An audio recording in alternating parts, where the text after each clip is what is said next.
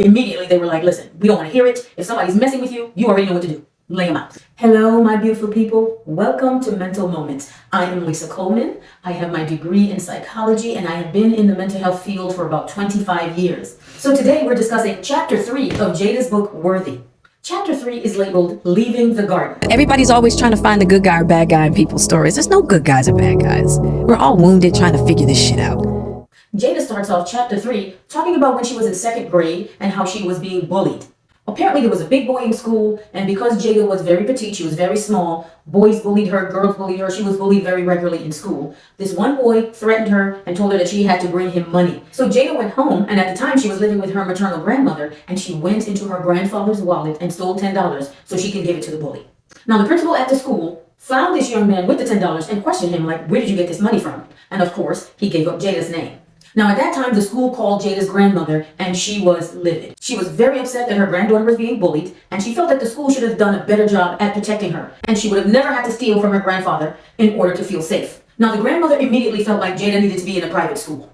But on the other hand, Jada's mother was like, no, she needs to stay in a black school, she needs to have black teachers, and she just felt like Jada was just being bad. But because grandma, really her decisions trumped everything, the mother went along with the grandmother's decision, and Jada ended up going to a Montessori school. Now, Jada stated that it was very short-lived. She had tried a Montessori school, and then she had tried a private school, and both of these schools were predominantly white. She said she didn't like it at all. She was being targeted, and she was being picked on, obviously for her race at that time. So Jada was put back into a public school, even though she was placed in another public school, which seemed to have been a little bit better, but she was still getting bullied nonetheless.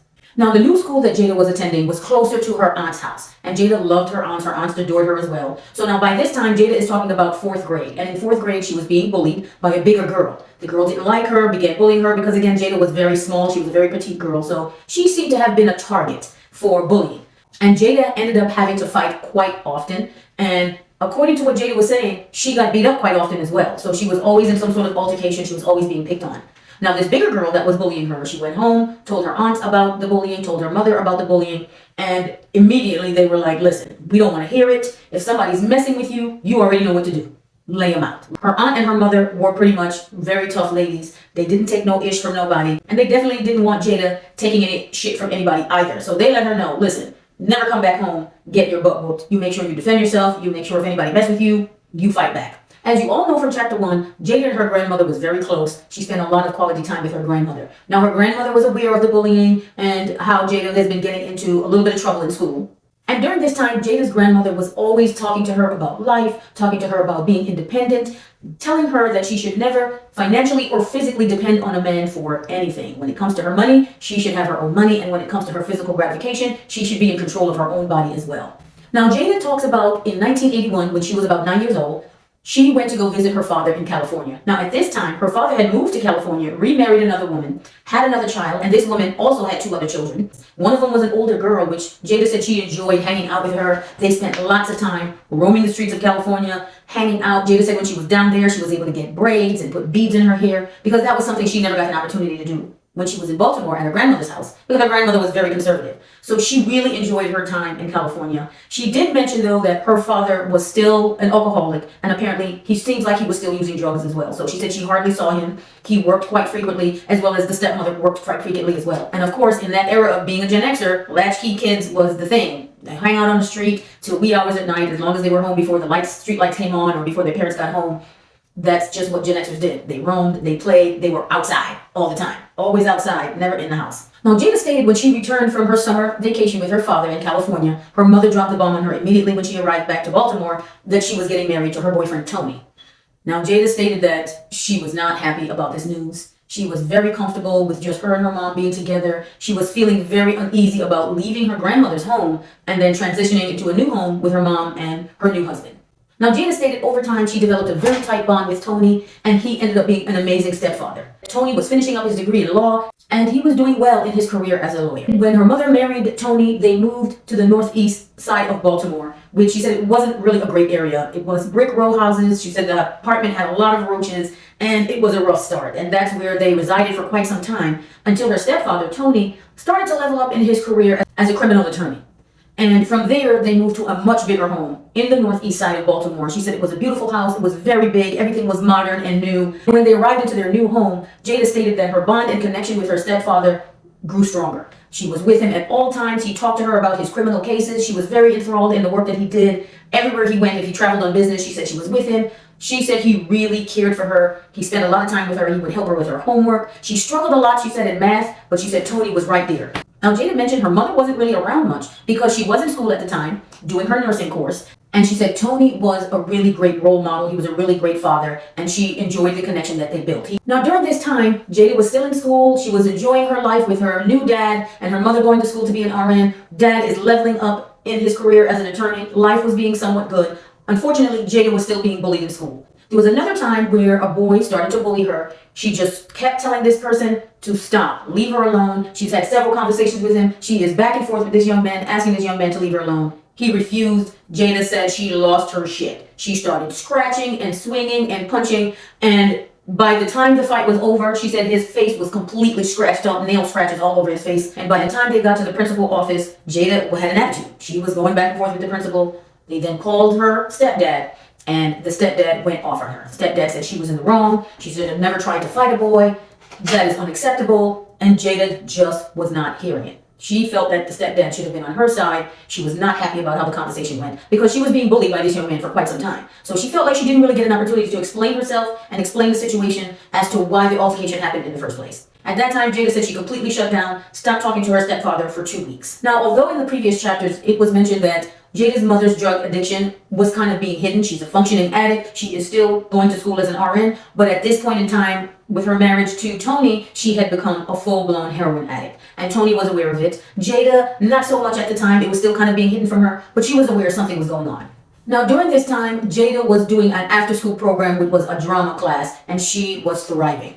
Her acting bug was still ongoing. She was enjoying this drama class. This drama class is what led her to the next level in her life. Now, right around the age of 13, which was about 1981, Jada states her maternal grandmother dies of bone cancer. She was 70 years old. The family was completely devastated. But Jada mentioned the news about her grandmother's death was presented to her by her uncle. He had arrived to pick her up from after school, and when she got into the car, the uncle broke the news to her, said, "Hey, your grandmother passed away." And her response was, "Okay." She had no emotions. She didn't cry. She just held it in. So at this point, Jada had a tougher hysteria, and she really had to build a wall around herself in order to contain her emotions. When Jada arrived home from school, her aunt came to her and said, "Hey, Jada, we need you to come downstairs. You got to go see your grandmother. You need to come down and view the body." Now, Jada stated to the aunt, "I don't want to do that. I don't want to visually see the body." Now, she's a 13-year-old girl. She just was not interested in seeing her dead grandmother's body. But back in those days, when you were a minor child, you had no say. You had to go see the body. You had to go pay your respects. It was just how it was. She went to go view the body, and it just made her break down. Like, she was crying profusely. She was devastated by seeing her grandmother not being here any longer, knowing that she was gone forever. This was a rude awakening for her, and she was devastated. Now, at this point, Jada had literally received a 1-2 punch, because not only did her grandmother pass away, within a month or two, her mother dropped the news that her and Tony was getting a divorce, and he was moving out immediately. Now, Jada did not go into any details as to what happened, why the divorce took place, what was the breakdown in their relationship, but I have a strong feeling that her heroin addiction had a lot to do with it. Now, although they were getting a divorce, Tony had stated to Jada saying, "Listen, you are my daughter. You are always going to be my daughter. I'm always going to be here for you, no matter what. I'm going to be a part of your life." Unfortunately, that never really happened. The new wife put a stop to it immediately. The new wife had a mean streak, called her up, told her, "Go find your own daddy," and to leave her husband alone. That was pretty harsh. For some reason, Jada never mentioned why, but this seems like the new wife had some sort of vendetta against Jada's mom. She would constantly harass her, was making phone calls, wouldn't stop calling her, saying things to her, harassing Jada, harassing her mom, and it was just on and on and on. Now, Jada mentioned that her paternal grandmother had to get involved. She said Miss Shirley reached out to the new wife and had a conversation with her and said, "Hey, I know some people that can reach out and touch you. I would advise you to leave my granddaughter and her mother alone." Now, Jada mentioned that after that phone call, they never heard from her again. But at the same token, Jada said she never heard from her stepfather, Tony, again either. And she was devastated. She said they had such a tight bond. She really looked at him as a father. Like she said, he was the closest thing to a father that she's ever had. They had a really strong connection, and he just pretty much disappeared. Now, at this point, Jada is stating that the loss of her stepfather really broke her. She said she just felt so rejected. She felt so unlovable. She's a latchkey kid. Her mom has her heroin addiction. Plus, she's finished up her RN, and she's a full-blown nurse working around the clock. The only alternative Jada felt she had was taking it to the streets. So Jada decided to use the streets of Baltimore in order to regain some semblance of control over her emotions. She just felt like she needed to get her power back, and she started hanging out on the street. So that pretty much wraps it up for chapter 3, which was called Leaving the Garden. So to summarize, in chapter 3, we all know what leaving the garden meant. It meant her grandmother passed. It really shows Jada's evolution of how she developed this kind of masculine persona. You can see that from all the bullying she's experienced in every school she's went to, from private school to public school, doesn't matter if it was all white or black, she, for some reason, was being picked on, targeted, and bullied quite regularly. And then, on top of that, she had these moments of happiness where her stepfather comes into her life, and he dotes on her. But at the same token, her mother's a full-blown heroin addict. Again, she's there, but she's not really there. So she's spending most of her quality time with her stepfather. Now, after grandmother passed, next year, within months, stepfather is gone. Mother gets a divorce, stepfather leaves, and although her stepfather promised to be a part of her life and to stay in her life, it didn't happen. He left. He was never able to maintain the connection with Jada and continue being that father figure for her. And it was just turmoil happening in Jada's life from a very early age up until she starts becoming a teenager.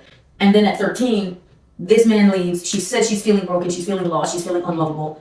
And she turns to the streets of Baltimore. And she decides that this is the only way she can get some sort of control over her life, by building up her wall, toughening up her skin, and putting on this masculine persona. Stay tuned. I'm going to follow up with Will's book and his chapter 3 and do a side-by-side comparison. You guys, please subscribe to my channel. I really would appreciate your support. And thank you for watching. Toodles!